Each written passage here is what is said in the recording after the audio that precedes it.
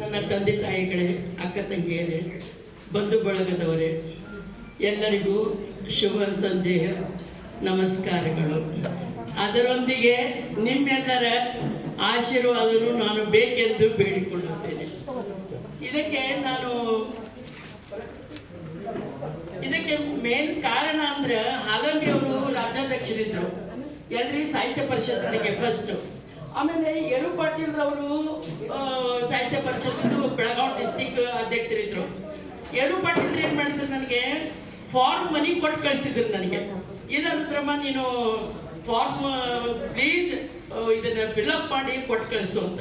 ಬ್ಯಾಡ್ರಿ ಸರ್, ನಾನು ಇದ್ದಕ್ಕ ಹೋಗಕ್ಕಾಗೋದಲ್ಲ, ಈಗ ಎಲ್ಲ ಇಲ್ಲೂ ತಿಳಿತರ್ಲಿ ಅಂತ. ತಿರುಗಿ ಯರು ಪಾಟೀಲ್ ಸರ್ ನನಗೆ ಫೋನ್ ಮಾಡಿದ್ರು, ಇಲ್ಲಂದ್ರಮ್ಮ ನೀನು ಇದ್ರಾಗ ಸೇರ್ಲೇಬೇಕು ನೀನು ಅಂತ.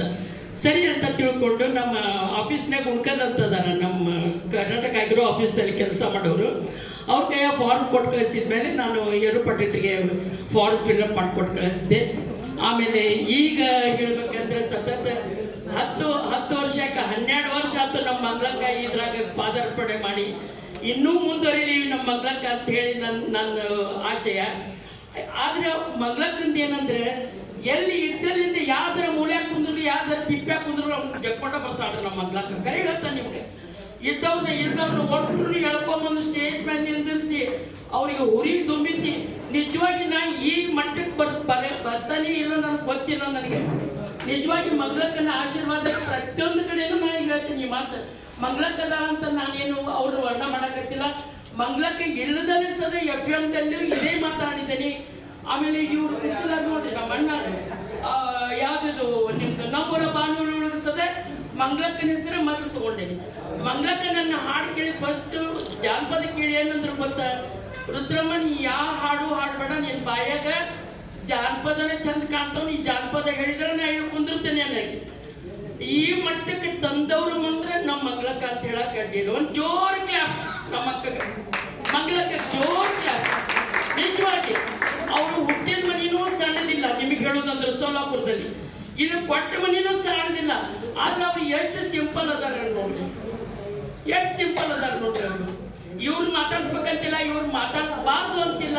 ನಾ ಇನ್ನ ಅಲ್ಲಿರ್ತಾನೆ ರೋಡ್ನಾಗ, ಬಾರುದ್ರಮ್ಮ ನಿನ್ ಜಾಗ ಹಿಂದಲ್ಲ, ನೀವು ಮುಂದೆ ಕುಂದ್ರ ಬಾ ಅಂದ್ರೆ ನಾ ಯಾರ್ರಿ ಅವ್ರು ಯಾರ್ರಿ.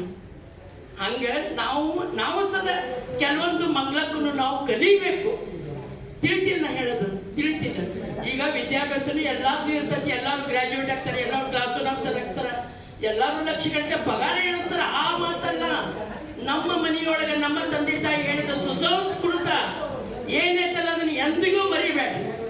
ನಾವು ಹೆಣ್ಣು ಮಕ್ಕಳಿದ್ದೀವಿ, ಕೊಟ್ಟ ಮನೆಗೆ ಆಮೇಲೆ ಹುಟ್ಟಿದ ಮನೆಗೆ ಕೀರ್ತಿ ತರಬೇಕು. ಅದಕ್ಕೆ ನಮಗೆ 2 ತಾಳಿ ಕಟ್ಟಿರ್ತಾರ, ತಾಯಿ ಮನೆದೊಂದು, ಗಂಡನ ಮನೆದೊಂದು. ತಿಳಿತಿಲ್ಲ. ಅದಕ್ಕೆ ಹುಟ್ಟಿದ ಮನೆಗೂ ಕೀರ್ತಿ ತಗೊಂಡ್ಬರ್ರಿ, ಕೊಟ್ಟ ಮನೆಗೂ ಕೀರ್ತಿ ತಗೊಂಡ್ಬರ್ರಿ. ಕೊಟ್ಟ ಮನೆನೂ ತಿರಸ್ಕಾರ ಮಾಡ್ಬೇಡ್ರಿ. ಅವರು ತಂದೆ ತಾಯಿ ಅತ್ತೆ ನಮ್ಮ ಗಂಡ್ರನ್ನ ಹಡಿದು ಕೊಟ್ಟಿರ್ತಾರ. ಅವ್ರ ಅಪ್ಪ ಮಾವ ಅತ್ತೆ ಅಂದ್ರೆ ಹಂಗಲ್ರಿ. ಅವರು ಅತ್ತೆ ಮಾವ ಹಡಿದ ಮೇಲೆ ನಿಮ್ಮ ಗಂಡ್ರು ನಿಮ್ಮ ಬಾಜುಕ್ ಬಂದಿರ್ತಾರ. ಅದನ್ನ ನೆನಪಿಟ್ಕೊಳ್ರಿ. ಅವ್ರನ್ನೂ ಒಂದು ತಂದೆ ತಾಯಿ ಸ್ಥಾನದಾಗ ಇಟ್ಕೊಳ್ರಿ.